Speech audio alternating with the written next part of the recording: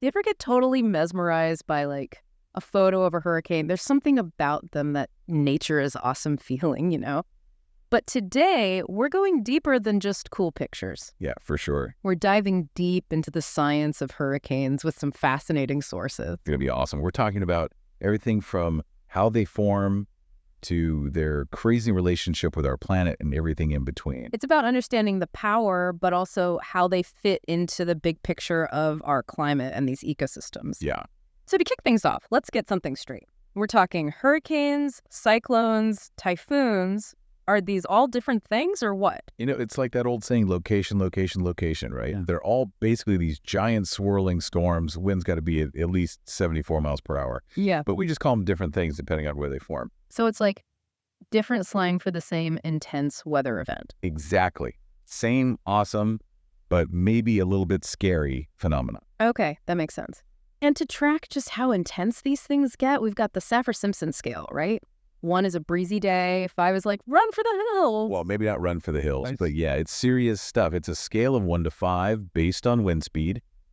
But, and this is important, a higher category doesn't always mean more damage automatically. Ooh, that's interesting. Like a Category 3 hurricane hitting a big city. Way more potential for chaos than a Category 5 spinning over the open ocean. That's a really good point. Wind speed matters, but context matters too. Okay, so before we get to the impacts, walk us through how these things actually form in the first place. How do they even get going? Okay, so picture this. You've got a bathtub. But it's not your regular bathwater, it's the entire ocean, heated up to at least 80 degrees. Toasty. That's hurricane fuel right there. Warm water evaporates, air rises, it cools, condenses, and bam, you've got yourself clouds and rain. Okay, so far sounds like a regular summer storm brewing. What makes it different?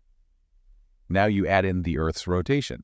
That whole cycle of rising, cooling, raining starts to spin, picks up speed, and that little tropical disturbance you had at the beginning, it turns into a full-blown hurricane. So it's like going from a kiddie pool to a wave pool on overdrive. Exactly. You got it. Okay, that analogy is amazing. So we've got these massive storms fueled by warm ocean water, and then Earth's rotation whips them into shape. But then there's this whole climate change angle. Is it making these storms even crazier? That is the million-dollar question, isn't it? And the science is showing us that as sea surface temperatures rise, remember that warm bath water. They give these storms even more fuel to work with. Warmer oceans, stronger hurricanes. It's a scary thought. Potentially, yeah. And it doesn't stop there. A warmer atmosphere can hold more moisture too, which means... Oh, even more rain. Exactly. And that means we could be looking at way more catastrophic flooding, like what we saw with Hurricane Harvey. Harvey is definitely a prime example of how destructive these storms can be, even without factoring in any potential increase in intensity. And during Harvey, the Gulf waters were already unusually warm, like 2 degrees Fahrenheit above average. It's like the storm got an extra shot of espresso making landfall, Okay, that is a little alarming. So warmer oceans, more moisture, potentially stronger storms. But I know this is complicated. What about the argument that hurricanes are natural? They've always been a part of the Earth's system.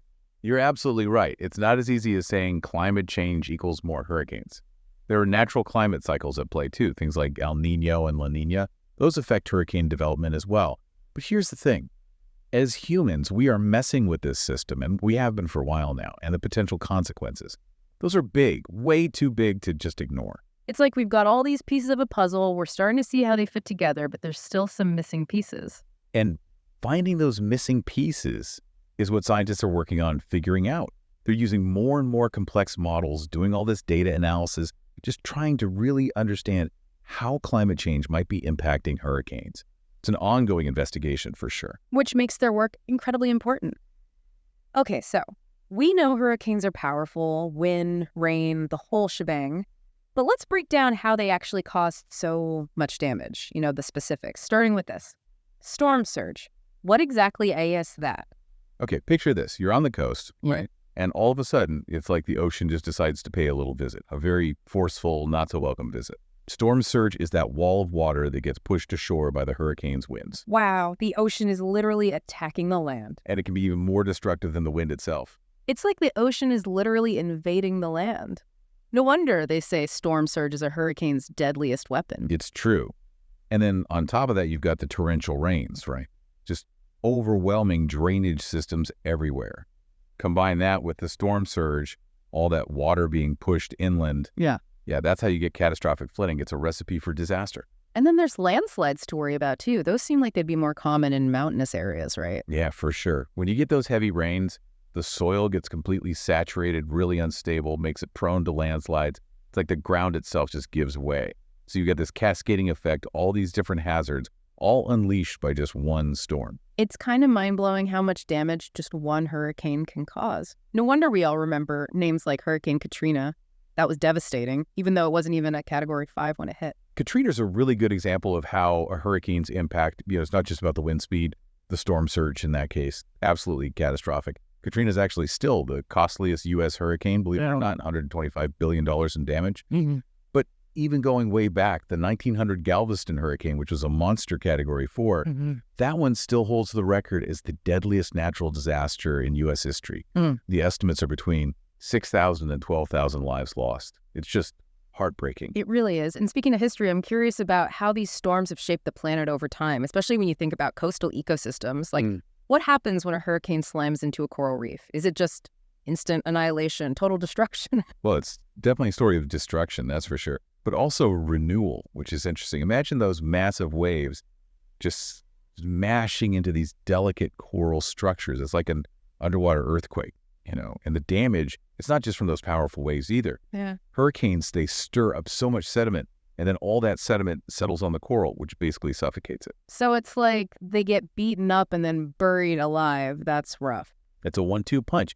And then on top of all that, there's the pollution that the storms bring. All that debris, the chemicals, it all gets washed into the ocean, putting even more stress on these really fragile ecosystems. But here's the fascinating part.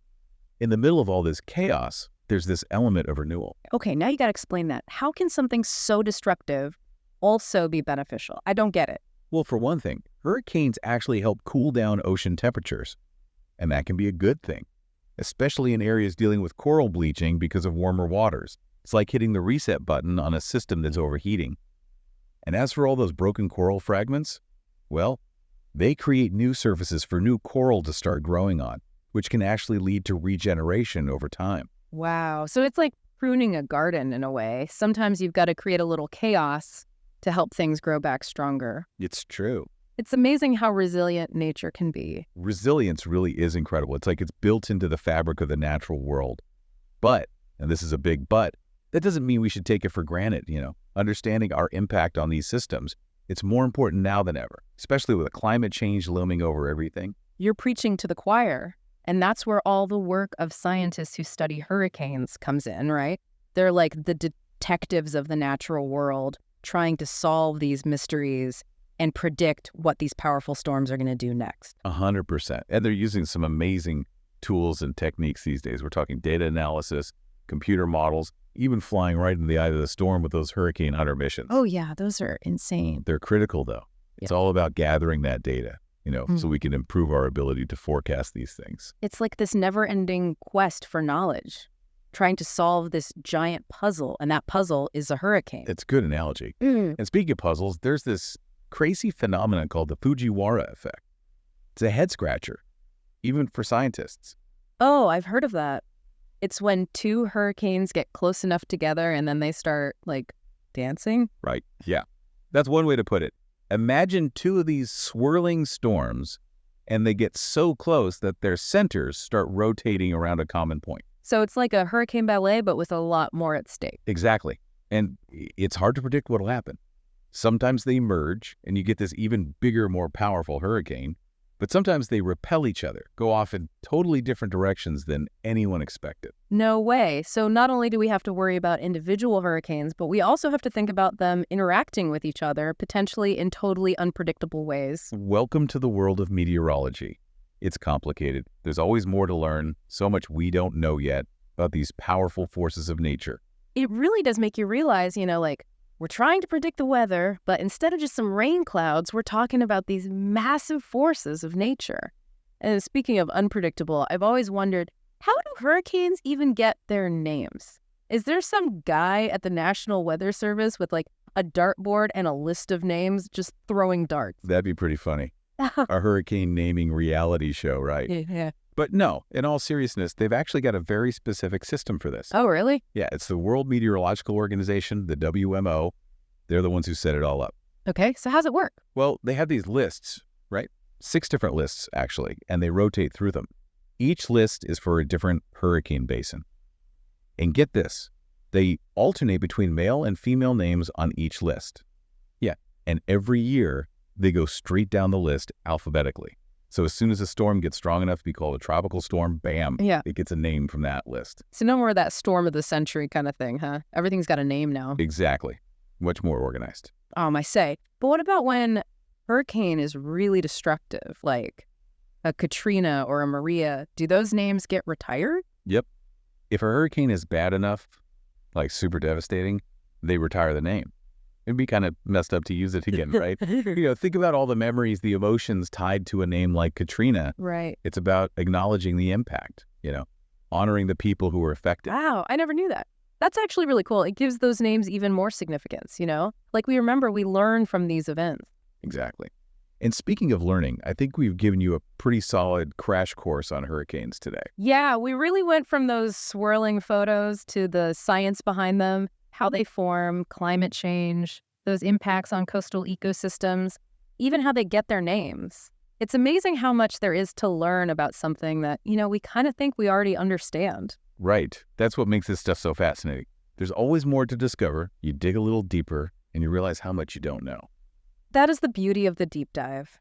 So listener, while you're out there exploring the world of hurricanes, remember this. There are so many stories out there waiting to be discovered. Stories of resilience, of people coming together, of the human spirit shining through even when times are tough. It's those stories that really capture, I think, the power of nature, but also the strength of those who weather the storm, so to speak. Perfectly said. So yeah, keep asking those questions, stay curious, and never underestimate nature or the human spirit. Until next time, happy exploring.